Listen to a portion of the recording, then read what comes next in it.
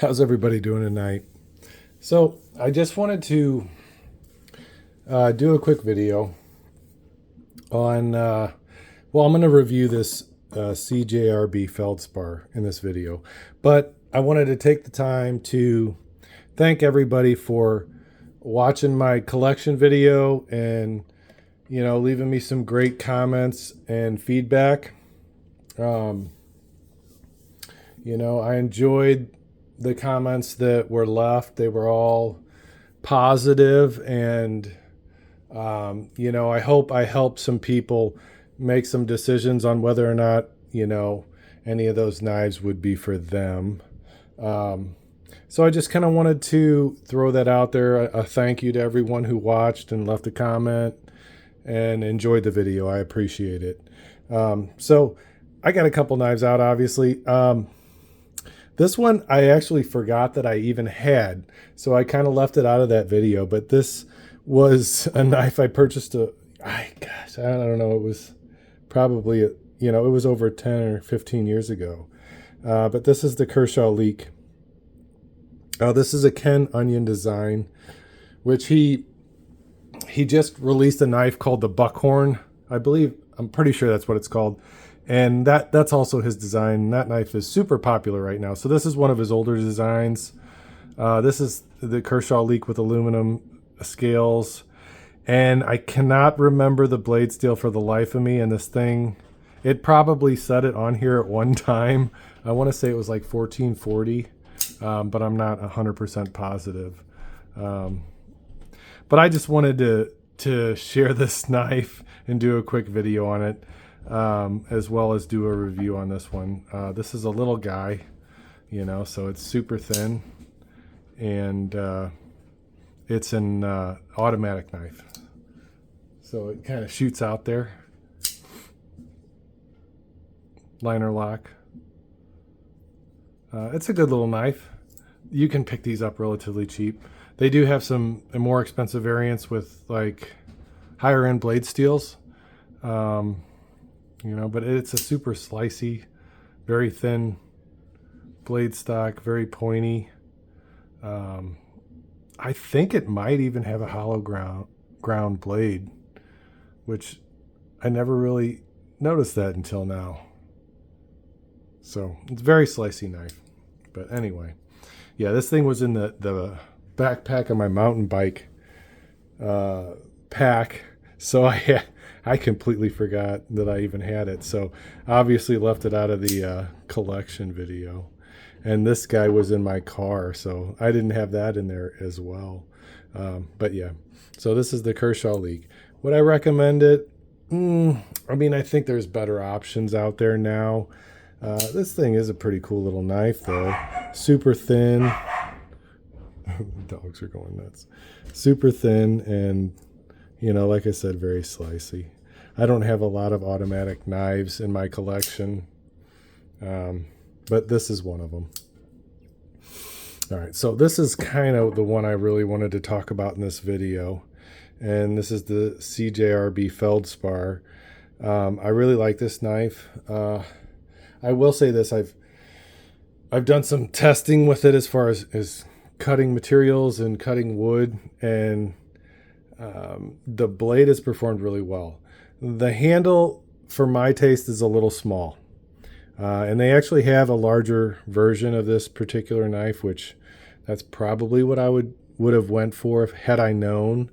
Because I was, cutting wood with this, doing some whittling, and it wasn't super comfortable, and I was a little bit surprised. I could really feel the pocket clip, and just the size of it, it was just a little bit small, So if you're wanting the smaller one for light duty tasks, obviously it'll perform those just fine. But if you're going to be using it as a work knife, which I don't really use my knives a whole lot for work, but I do a little bit of work with them, and I would get the larger one. They're very reasonably priced, especially for the quality of this knife.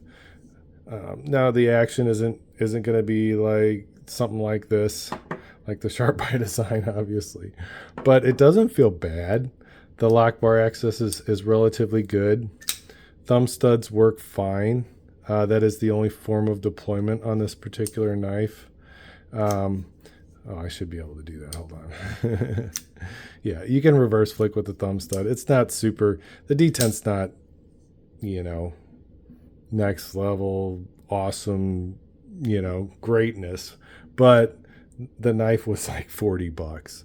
And for that, you're getting contoured G10 scales, stainless steel inset liners with milling, and a solid lockup, without maybe just a hint of side to side if you really wrench on it. But I mean, it's a pretty solid knife, especially for the money. D2 stonewashed blade. Like I said, contoured G10 handles, reversible pocket clip. Pocket clip works really well on this knife. Yeah. So I mean, I don't really have a ton of complaints on the knife. It's just, it's running on bearings, if I didn't mention that. Like I said, for the money, it's excellent. Excellent value, excellent knife. I would like to try the bigger one. Personally, I think I would have been more happy with that, and I may pick one up just to try it. This little guy, it's really easy to carry. It's super lightweight. The thumb studs are really nice. They're in a good place, and they offer just about the right amount of grip and traction. There's a little bit of room to sharpen this blade, and it did come, pretty sharp from the factory, and it did hold an edge, for the most part. So I didn't do extensive testing with it, but I did use it quite a bit, and it's still sharp. I haven't sharpened it, and it's still got a pretty good edge.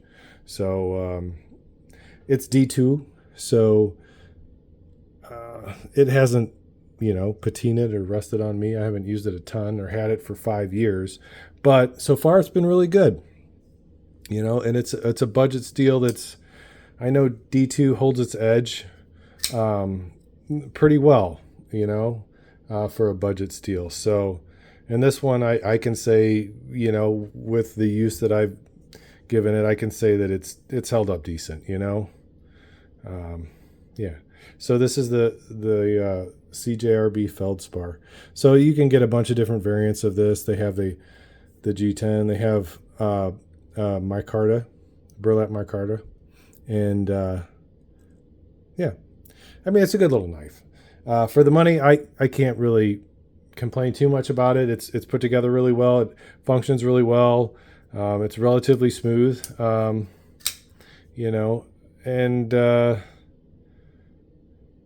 I think all in all, if you're thinking about it, I wouldn't hesitate.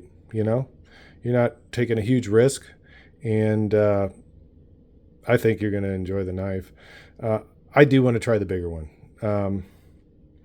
The little one, I could see if you're in a state that restricts your blade length to under 3 inches, this would probably be right up your alley. But there's no restrictions in my state. I live in Missouri, and I can carry whatever I want, thankfully. And, I choose to carry a larger knife generally.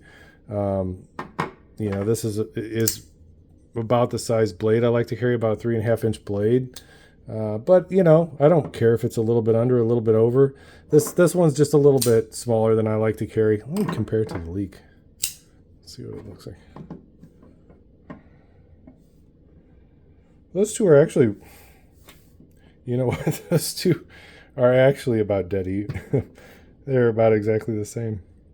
I don't know, if you're looking for a smaller knife and you're on a tight budget, this is kind of a cool little knife. I will say, this sucker has come open on me when I didn't want it to. It does have a lock right here, like a safety lock, but it sucks. So, you know what? I got to take that back. I really can't recommend this knife. So this guy it's cut me when I was reaching in my pack to get something out of it, because it actually sprung open. And it sprung open when I left it in the wash too, which so when it got in the dryer, that's when it popped open. So that's a little more my fault, you know, but still, this knife is probably the reason I don't buy automatic knives.